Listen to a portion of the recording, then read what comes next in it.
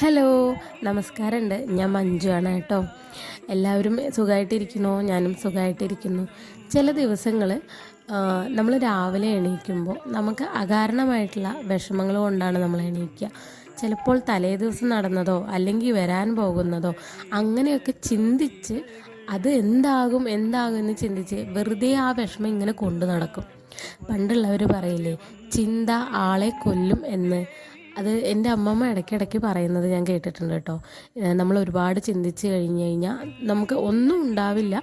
പക്ഷെ നമ്മളതിന് ചിന്തിച്ച് ചിന്തിച്ച് നമ്മുടെ മെൻ്റൽ ഹെൽത്തിനെ നമ്മൾ നശിപ്പിച്ചുകൊണ്ടിരിക്കുകയാണ്. അപ്പം ഞാൻ ഇത്തരം സിറ്റുവേഷനിലൊക്കെ എൻ്റെ ഏതെങ്കിലും ഒരു ക്ലോസ് ഫ്രണ്ടിനെ വിളിച്ച് ഞാൻ വിഷമങ്ങളൊക്കെ അങ്ങനെ പറയും, സംസാരിക്കും.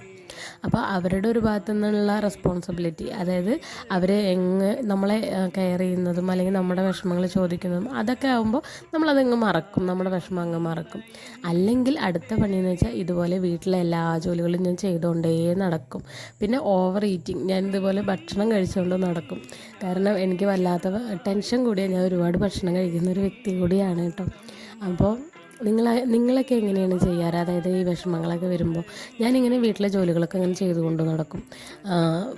എന്താ ഏതെങ്കിലുമൊക്കെ ഒരു ഭാഗം കണ്ടുപിടിക്കും, അവിടെയൊക്കെ ക്ലീൻ ചെയ്യും, അങ്ങനെയൊക്കെ. അപ്പോൾ നിങ്ങളെങ്ങനെയാണ് ചെയ്യാറ്? കമൻറ്റ് ചെയ്യണം കേട്ടോ.